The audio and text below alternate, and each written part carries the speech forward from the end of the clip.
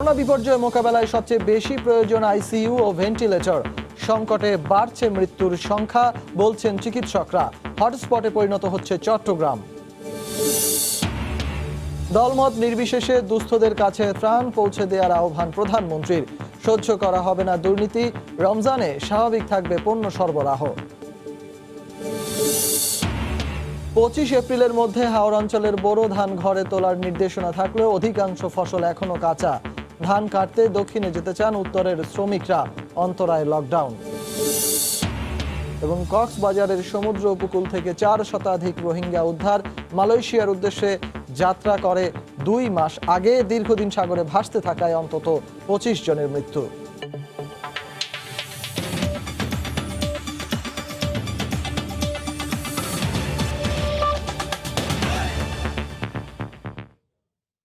বাংলা সময় সঙ্গে আছি আমি সজল মিত্র রিচার্ড। এই মুহূর্তে সবচেয়ে বেশি প্রয়োজন আইসিইউ ও ভেন্টিলেটর, যার অভাবে প্রতিদিনই বিশ্বে করোনা আক্রান্ত বহু রোগী মারা যাচ্ছেন। এর সংকট রয়েছে বাংলাদেশেও। চিকিৎসকরা বলছেন, করোনার পাশাপাশি শ্বাসকষ্ট সহ জটিল রোগে আক্রান্তদের জন্য ভেন্টিলেটর ও আইসিইউ অত্যাবশ্যকীয়।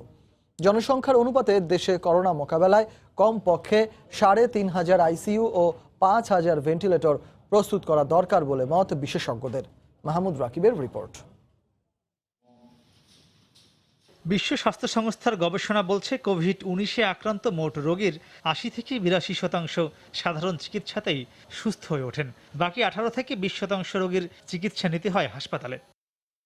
এদের মধ্যে সর্বোচ্চ 15% রোগীর জন্য প্রয়োজন হতে পারে কৃত্রিম শ্বাস প্রশ্বাস সুবিধা বা ভেন্টিলেটর, আর জটিল 5% জন্য লাগতে পারে নিবিড় পরিচর্যা কেন্দ্র বা আইসিইউ। এ বাস্তবতা স্বাস্থ্য অধিদপ্তর বলছে, কোভিড-19 চিকিৎসায় এই মুহূর্তে দেশে মোট 1050টি আইসোলেশন বেড থাকলেও আইসিইউ শয্যা রয়েছে 45টির মতো, যদিও এর সবগুলোতে নেই আবার ভেন্টিলেটর সুবিধা। চিকিৎসকরা বলছেন, করোনা রোগীদের মধ্যে প্রায় 18% অন্যান্য রোগে আক্রান্ত থাকায় আইসিইউ ও ভেন্টিলেটর খুবই গুরুত্বপূর্ণ। মডারেট এবং সিভিয়ার নিউমোনিয়া পেশেন্টের রেসপিরেটরি ফেলিওর হয় এবং সাবসিকুয়েন্টলি ARDS হতে পারে। এইসব পেশেন্টের দেখা যায় যে শ্বাসযন্ত্র বা ভেন্টিলেটর সাপোর্ট দরকার হয়, সেহেতু তাদেরকে অবশ্যই আইসিইউতে থাকতে হবে। বিশেষজ্ঞরা বলছেন, করোনা বিপর্যয় রোধে এখনই দেশের সকল বেসরকারি ও সরকারি হাসপাতালের আইসিইউ ও ভেন্টিলেটর একীভূত করা উচিত। আইসিইউ বেডের সংখ্যা হওয়া দরকার কমপক্ষে 3400 একটা প্রস্তুতি নিয়ে রাখতে হবে। আমাদেরকে মনে রাখতে হবে যে ভেন্টিলেটর কমপক্ষে আমাদের দেশের জন্য 5000 দরকার আছে। আইসিইউ ম্যানেজমেন্ট নার্সকে প্রশিক্ষণ দিতে হবে জরুরি ভিত্তিতে, যে সরকারি এবং বেসরকারি যে হাসপাতালগুলির যত আইসিইউ বেড আছে এবং যত ভেন্টিলেটর আছে তাদেরকে এক জায়গায় সমন্বয় করে আমরা এই সেবাটা নিশ্চিত করতে পারি। বিশেষজ্ঞরা বলছেন, চাইলেই হাসপাতালে রাতারাতি আইসিইউ ও ভেন্টিলেটর সুবিধা বাড়ানো সম্ভব নয়। তাই তাদের মতে এই মুহূর্তে দেশে যে পরিমাণ এই সুবিধা আছে তার সর্বোচ্চ ব্যবহার এবং আইসিইউ ও ভেন্টিলেটর সুবিধার সঙ্গে যুক্ত থাকা সকল স্বাস্থ্যকর্মীকে প্রশিক্ষণ দেওয়াকেই গুরুত্ব দেওয়া উচিত। মাহমুদ রাকিব, সময় সংবাদ, ঢাকা।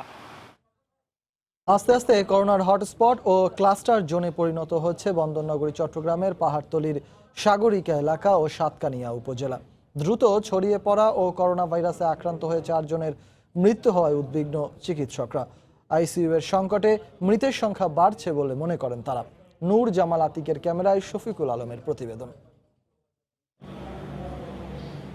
গত 3 এপ্রিল ফৌজদারহাট বিআইটিআইডিতে নমুনা পরীক্ষা করে নগরীর দামপাড়ায় প্রথম 67 বছর বয়সী একজনের শরীরে করোনা ভাইরাস পাওয়া যায়। এরপর থেকে চট্টগ্রামে প্রতিদিন 2 থেকে 3 জন করে শনাক্ত হচ্ছেন। তবে 14 এপ্রিল সংক্রমণ বেড়ে একদিনেই 118 জনের নমুনা পরীক্ষা করে শনাক্ত হন 12 জন। এর মধ্যে সাতকানী উপজেলায় 8 জন এবং নগরীর পাহাড়তলীতে একই পরিবারের 5 সহ 6 জন। একজন চিকিৎসকও রয়েছেন এই তালিকায়। পরীক্ষার টেস্ট বেশি আসছে, পরীক্ষাও বেশি হচ্ছে। যেহেতু পরীক্ষা বেশি হচ্ছে, সেই হিসেবে কেসও বেশি পাওয়া যাচ্ছে। আক্রান্তের হারে বেশি সাতকানী উপজেলার ইসামতি আলীনগরে করোনা ছড়িয়েছে 69 বছর বয়সী এক বৃদ্ধ থেকে, আর নগরীর পাহাড়তলীর সাগরিকা এলাকায় নারায়ণগঞ্জ ফেরত গার্মেন্টস কর্মী থেকে। তাই দুটি এলাকায় পরিণত হয়েছে হটস্পটে।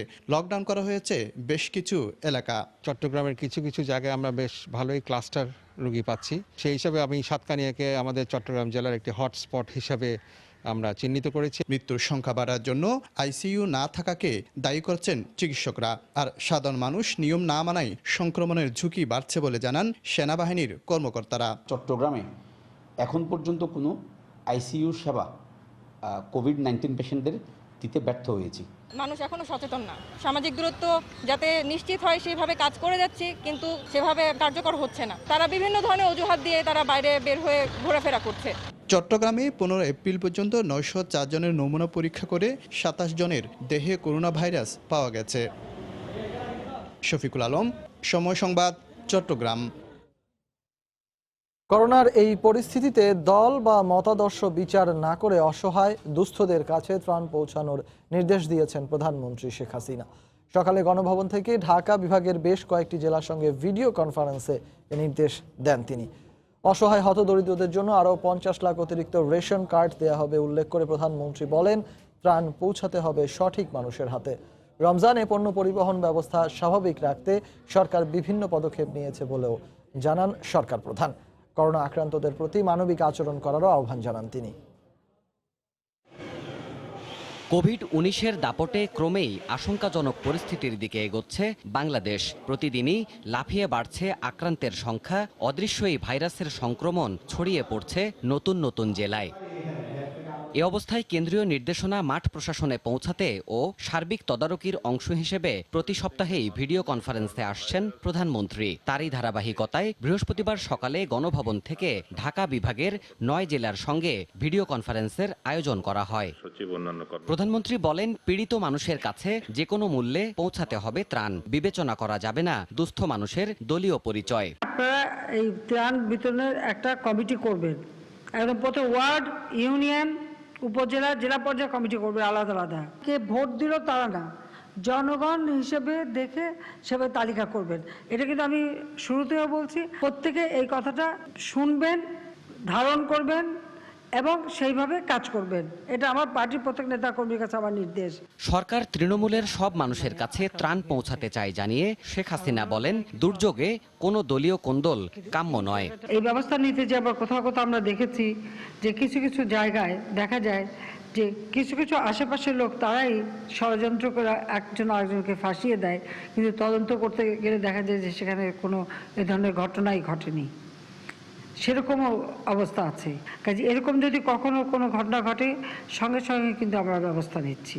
ঘরে বসে ইবাদত করার আহ্বান জানিয়ে প্রধানমন্ত্রী বলেন, আক্রান্তের প্রতি মানবিক আচরণ করতে হবে।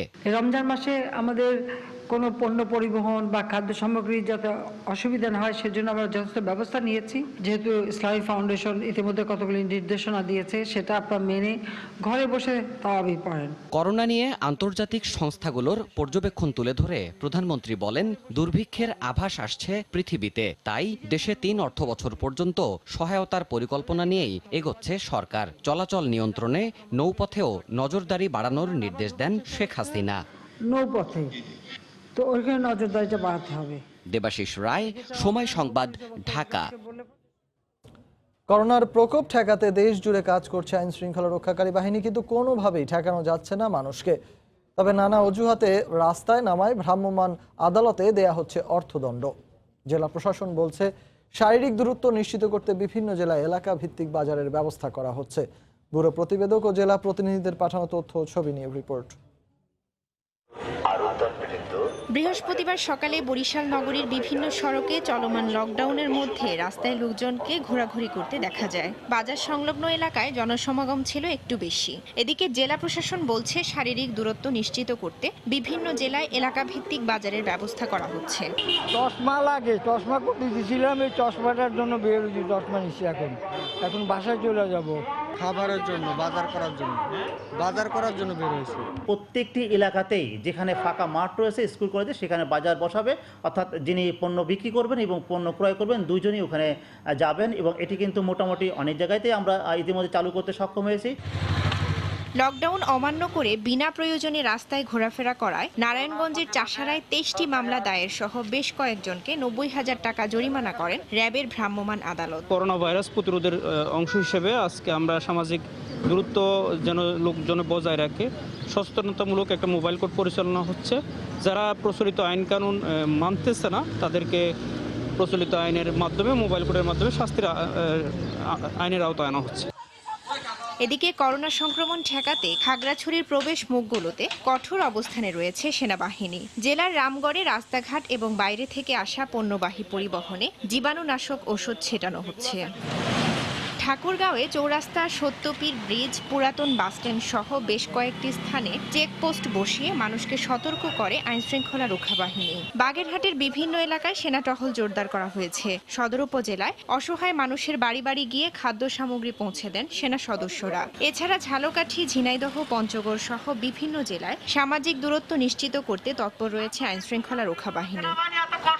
রাউজায়ে জাবিদা ঐশী, সময় সংবাদ। করোনা সংক্রমণ ঠেকাতে সামাজিক দূরত্ব নিশ্চিতে মাঠে রয়েছে আইনশৃঙ্খলা রক্ষা বাহিনীর সশস্ত্র বাহিনীর সদস্যরা। সেই খবর জানাতে ফেনীর 0 পয়েন্ট এলাকায় আছেন সহকর্মী আতিয়া সজল। সরাসরি চলে যাব তার কাছে। সজল, রিচার্ড, আপনি জানেন যে করোনার যে প্রাদুর্ভাব বা যেভাবে বেড়ে চলছে দিন দিন, এর করাল গ্রাস বাংলাদেশেও জানেন যে লাফিয়ে লাফিয়ে বাড়ছে। আজকেও জানেন যে আমাদের দেশে প্রায় 300-এরও বেশি যে 41 জন ধরা পড়েছে করোনা নতুন আজকে গত 24 ঘন্টায়। কিন্তু এই যে মানুষের করোনার যে প্রাদুর্ভাব ঠেকানোর জন্য সরকার বারবার যেভাবে বলা হচ্ছে, স্বাস্থ্য বিভাগ থেকে বারবার যেভাবে বলা হচ্ছে মানুষকে ঘরে থাকার জন্য, যে হোম কোয়ারেন্টাইন যেন নিশ্চিত হয় সেই বিষয়টিকে নিশ্চিত করার জন্য কাজ করে যাচ্ছে বিভিন্ন সংস্থা। কিন্তু যে পরিমাণ সচেতনতা থাকার কথা তার কিছুই আসলে মানুষের মধ্যে লক্ষিত হচ্ছে না। দেখতে পাচ্ছেন ফেনীর 0 পয়েন্টে মানুষ যাতে ঘরে না থাকে, অযথা যাতে বের না আসার জন্য র্যাব 7 ফেনী ক্যাম্পের পক্ষ থেকে এখানকার যে দায়িত্বপ্রাপ্ত কোম্পানির অধিনায়ক রয়েছে মোহাম্মদ নুরুজ্জামান, তার নেতৃত্বে একটি তল্লাশি চালানো হচ্ছে বা একটি চেকপোস্ট বসানো হয়েছে যাতে অপ্রয়োজনীয় যেন কেউ ঘর থেকে বের না হয়। এবং সেই অপ্রয়োজনীয় মানুষকে ঘর থেকে বের না হওয়ার ব্যাপারে বিভিন্ন ধরনের প্রচারণা যেমন চালাচ্ছেন, আবার তল্লাশি করে যারা অপ্রয়োজনে বের হচ্ছেন তাদেরকে আবার ফিরিয়ে দিচ্ছেন। কিন্তু আইনশৃঙ্খলা বাহিনী যতক্ষণ মাঠে থাকে বা বিভিন্ন শহরের বিভিন্ন পয়েন্টে তল্লাশি করে, ওই পয়েন্টে কিছুক্ষণ লোকজন কম থাকলেও দেখা গেছে আইনশৃঙ্খলা বাহিনীর তৎপরতা কমে যাওয়ার পর থেকেই আবার লোকজন জড়ো হতে থাকে, বিভিন্ন প্রয়োজনে বের হতে থাকে। আমরা এই লোকজনকে ঘরে রাখার ব্যাপারে বিভিন্নভাবে কাজ করে যাচ্ছে সরকারের বিভিন্ন সংস্থা। ফেনীর জেলা প্রশাসনের পক্ষ থেকে বিভিন্ন যে ফেনীর উপজেলা নির্বাহী কর্মকর্তা যারা রয়েছেন তারাও বিভিন্ন শহরের অলিগলি সহ জেলার প্রত্যন্ত অঞ্চল চষে বেড়াচ্ছেন, কোথাও অভিযোগ পেলে সেখানে যাচ্ছেন, বিভিন্ন বাজারে মজুদারি রয়েছে কিনা সেই বিষয়টি ঠেকানোর জন্য তারা কাজ করে যাচ্ছেন। লোকজন জড়ো হলে তাদেরকে ঘরে ফেরানোর ব্যবস্থা করছেন। ঠিক তেমনি আবার জেলা তথ্য অফিসের পক্ষ থেকেও চষে বেড়ানো হচ্ছে জেলার অলিগলি, যাতে করে মানুষকে সচেতন করা যায়, হাত ধোয় বা করোনার যে প্রাদুর্ভাব ঠেকাতে সরকারের যে বিভিন্ন নির্দেশনা রয়েছে বা বিভিন্ন স্বাস্থ্য বিভাগের যে নির্দেশনা রয়েছে সে সব কিছু বাস্তবায়নের জন্য কাজ করে যাচ্ছে বিভিন্ন সংস্থা। জেলা পুলিশের পক্ষ থেকেও বিভিন্ন ধরনের কার্যক্রম চালানো হচ্ছে। কিন্তু সব কিছুর পরেও যদি জানাই, ফেনীতে এখন পর্যন্ত কোনো করোনা রোগী শনাক্ত না হলেও ফেনীর যা স্বাস্থ্য বিভাগ যেটা জানিয়েছেন, তারা এ পর্যন্ত প্রায় 90টির অধিক নমুনা পরীক্ষা করে এখন পর্যন্ত কোনো করোনার পজিটিভ কেস পায়নি। তবে ফেনীর আশেপাশের জেলাগুলো করোনা আক্রান্ত হওয়ায় এবং ফেনীর বা বিভিন্ন লকডাউন হওয়া জেলাগুলো থেকে কিছু লোক ফেনীতে এসে অবস্থান করায় কিছুটা উদ্বিগ্নতা কাজ করছে জেলা প্রশাসন, স্বাস্থ্য বিভাগ এবং ফেনীবাসীর মধ্যে। এবং এই ছিল আমার কাছে সবশেষ অবস্থা। রিচার্ড, ফেনীর 0 পয়েন্ট এলাকা থেকে আমাদের সঙ্গে যোগ দিয়েছিলেন সহকর্মী আতিয়া সজল। তিনি জানাচ্ছিলেন করোনার সংক্রমণ ঠেকাতে সামাজিক দূরত্ব নিশ্চিতে মাঠে আইনশৃঙ্খলা রক্ষা বাহিনী সহ সশস্ত্র বাহিনীর যে সদস্যরা রয়েছেন তারা যে কার্যক্রম পরিচালনা করছেন তার সবশেষ খবরাখবর। আগামী 25শে এপ্রিলের মধ্যে হাওর অঞ্চলের বোরো ধান ঘরে তোলার নির্দেশনা দিয়েছে সরকার, কিন্তু কৃষকরা বলছেন হাওরের ধান এখনো কাঁচা। কৃষি বিভাগও একই কথা বলছে। এদিকে আবহাওয়া অধিদপ্তরের পূর্বাভাসে বলা হয়েছে 17 থেকে 20 এপ্রিলের মধ্যে অতিবৃষ্টি ও উজানের পাহাড়ি ঢলের কারণে সুনামগঞ্জ ও নেত্রকোনা এলাকায় বন্যা দেখা দিতে পারে। এক্ষেত্রে আগে ভাগে ফসল ঘরে তুলতে হলে শ্রমিক সংকট হবে না বলে জানিয়েছেন জেলা প্রশাসক। সুনামগঞ্জ প্রতিনিধি হিমাদ্রি শেখর ভদ্রকে সঙ্গে নিয়ে বিস্তারিত জানাচ্ছেন ইকরামুল কবির, ছবি তুলেছেন দিগেন সিংহ। এবার সুনামগঞ্জে 2,21,000 হেক্টর জমিতে বোরো আবাদ করা হয়েছে, যা থেকে 14 লাখ মেট্রিক টন ধান উৎপাদনের আশা করছেন কৃষি বিভাগ। কিন্তু আকস্মিক বন্যা থেকে ফসল রক্ষার জন্য সরকারের নির্ধারিত সময়ের মধ্যে তা ঘরে তোলা সম্ভব নয় বলে জানালেন কৃষকেরা। এই ধান সারা কাঁচা, এখন যদি ধান টাকালে খেয়ে নিয়ে তুই তিনি খেতে গড়াইয়া বৈশাখ মাস চলে গিয়ে জ্যৈষ্ঠ মাসের 4-5 তারিখ আসতে পারে, এর ভিতরে ধান কাটা সম্ভব না। হাওর থেকে পানি নামতে বিলম্বের কারণে ধান লাগাতে দেরি হওয়ায় নির্ধারিত সময়ে কোনোভাবে ধান কাটা সম্ভব নয় বলে জানিয়েছেন কৃষি বিভাগের এই কর্মকর্তা। 10 থেকে 15 মে মাসের মধ্যে সুনামগঞ্জের সমস্ত ধান যদি আমরা আবহাওয়া ভালো থাকে তাহলে ইনশাল্লাহ এই কর্তন শেষ হবে। অন্যদিকে করোনার কারণে ভরা মৌসুমে ধান কাটায় শ্রমিক সংকট দেখা দেওয়ার আশঙ্কা করছেন জমির মালিকেরা। তবে সুনামগঞ্জের জেলা প্রশাসক বলছেন বিভিন্ন এলাকা থেকে শ্রমিক আনার সমস্ত আয়োজন করা হয়েছে। কৃষি শ্রমিকদেরকে হাওড়ে নিরাপদে থাকার জন্য সবগুলো প্রাইমারি স্কুল, হাই স্কুল, মাদ্রাসা, কলেজ সহ শিক্ষা প্রতিষ্ঠান খুলে দিয়েছি। এর বাইরেও যদি দুর্গম হাওড়ে কৃষি শ্রমিক থাকার প্রয়োজন হয় সেক্ষেত্রে আমরা ত্রাণের তাঁবু ব্যবহার করার জন্য দিয়ে দিচ্ছি। আগামী 15 দিন লেগে যাবে এই হাড় অঞ্চলের ধানগুলো পাকতেই। এই অবস্থায় বিপাকে পড়েছেন কৃষকেরা। সুনামগঞ্জের দেখার হাওর থেকে ইকরামুল কবির, সময় সংবাদ। এদিকে হাওর অঞ্চলে এবারও ধান কাটতে যেতে চান উত্তরাঞ্চলের ক্ষেত মজুররা, কিন্তু করোনা পরিস্থিতিতে জেলায় জেলায় লকডাউন হয়ে উঠেছে অন্তরায়। তবে জীবনের পাশাপাশি জীবিকার কথা ভেবে সহায়তার আশ্বাস দিচ্ছে স্থানীয় প্রশাসন। তরিকুল ইসলামের ক্যামেরায় রতন সরকারের রিপোর্ট। বৃহত্তর রংপুর, দিনাজপুর, রাজশাহী ও বগুড়া অঞ্চলের অনেক আগেই ধান পাকে হাওর অঞ্চলের জেলাগুলোতে। অকাল বন্যার হাত থেকে ফসল রক্ষায় তোড়জোড় শুরু হয় হাওরে। এমন সময় উত্তরের শত শত ক্ষেতমজুর পাড়ি জমান হাওর অঞ্চলের জেলাগুলোতে। ওই অঞ্চলের 70% কৃষি শ্রমিকের চাহিদা মেটায় উত্তরাঞ্চলের শ্রমিকেরা। কিন্তু এবছর করোনার দাপটে ঘরবন্দি তারা। জেলায় জেলায় লকডাউন থাকায় দক্ষিণে যেতে পারছে না উত্তরের শ্রমিকেরা।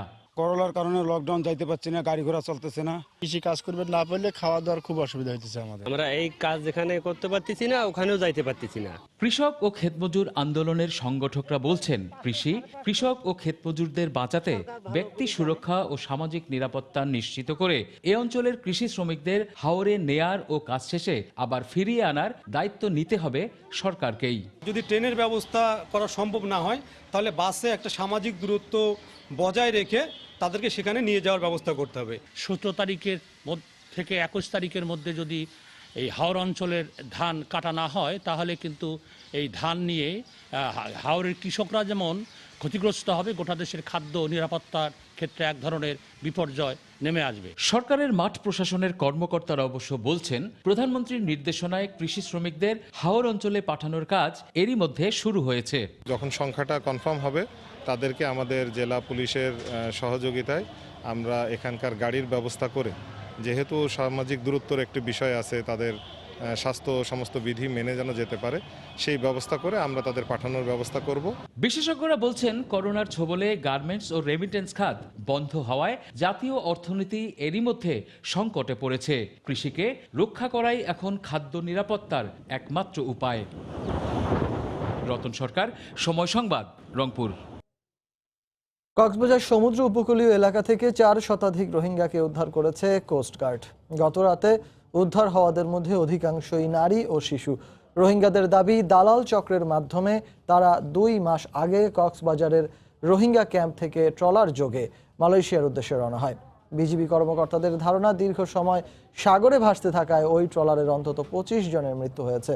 উদ্ধার হওয়া রোহিঙ্গাদের UNHCR এর কাছে হস্তান্তর করা হয়েছে। টেকনাফ থেকে আরো জানাচ্ছেন সুজাউদ্দিন রুবেল। কক্সবাজার টেকনাফ মেরিন ড্রাইভ সড়কের শিলবুনিয়া সমুদ্র পয়েন্ট। এখানে ভাসমান বিদেশি একটি ট্রলার দেখতে ভিড় করে স্থানীয়রা। বুধবার রাতে ওই ট্রলারে গভীর সমুদ্র থেকে ফিরেছে প্রায় 4 শতাধিক রোহিঙ্গা। 2 মাস আগে দালাল চক্রের মাধ্যমে তারা উখিয়া ও টেকনাফের 34টি ক্যাম্প থেকে ট্রলারে সাগর পথে মালয়েশিয়ায় পাড়ি দিয়েছিল। তাদের উদ্ধার করে নিয়ে যাওয়া হয় টেকনাফ ট্রানজিট ঘাটে।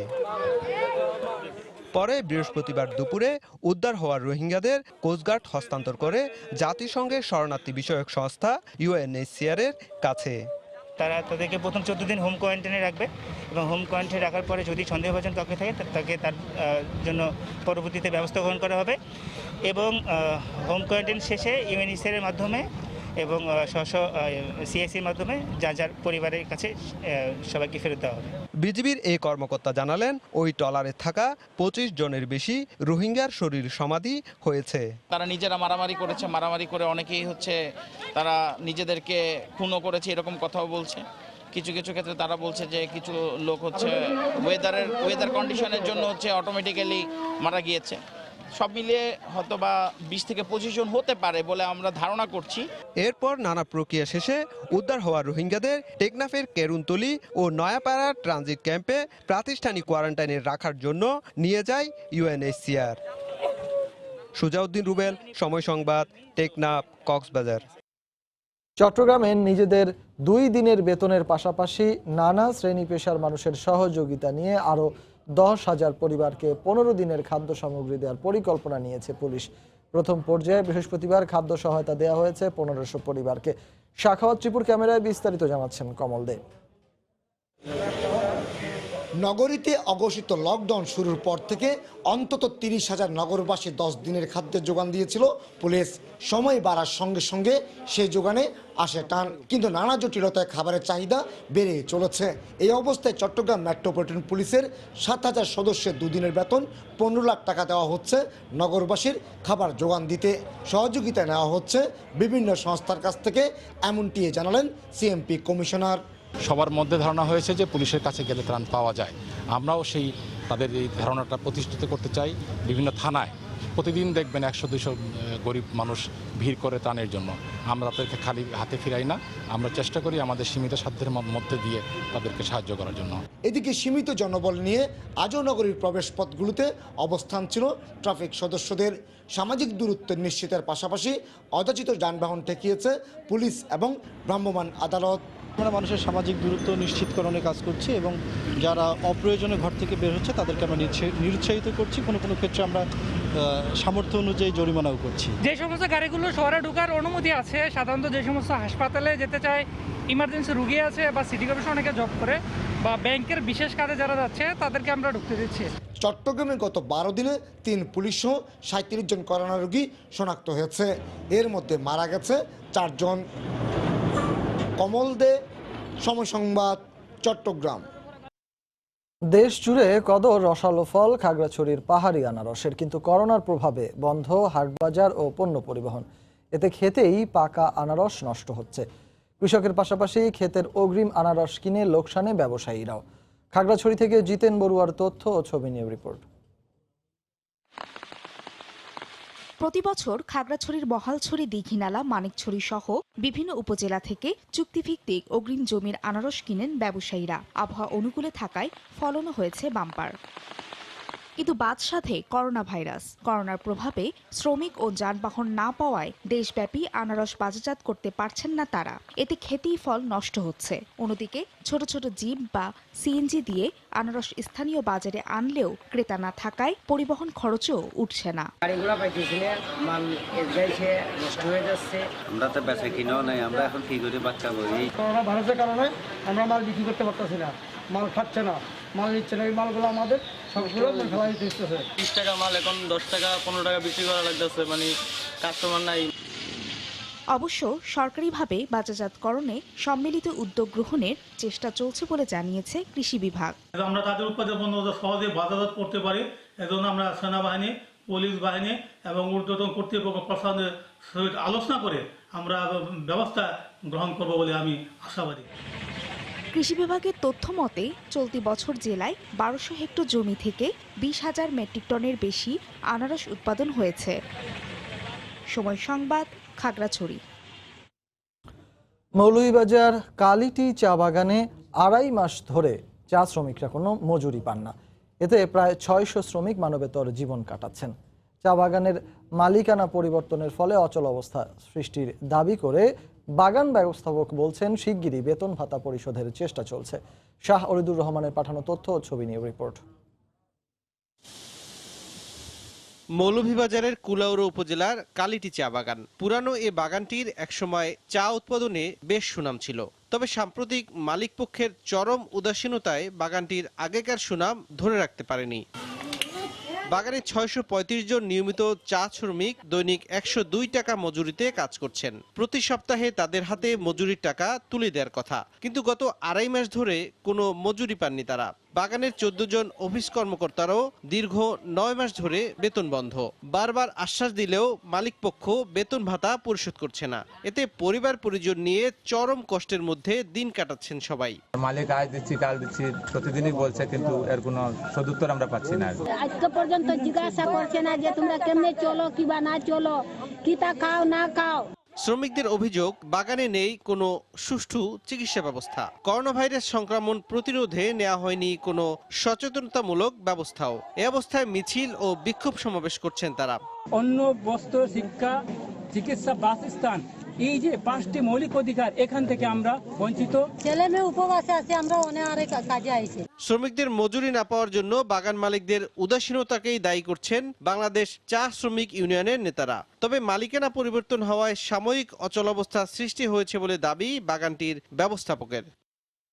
শ্রমিকের মজুরি জমে গেছে প্রায় 11 সপ্তাহ, আমদার হয়ে গেছে 11 মাস বেতন নাই স্টাফের আর আমি ম্যানেজমেন্ট পর্যায়ে আর কি।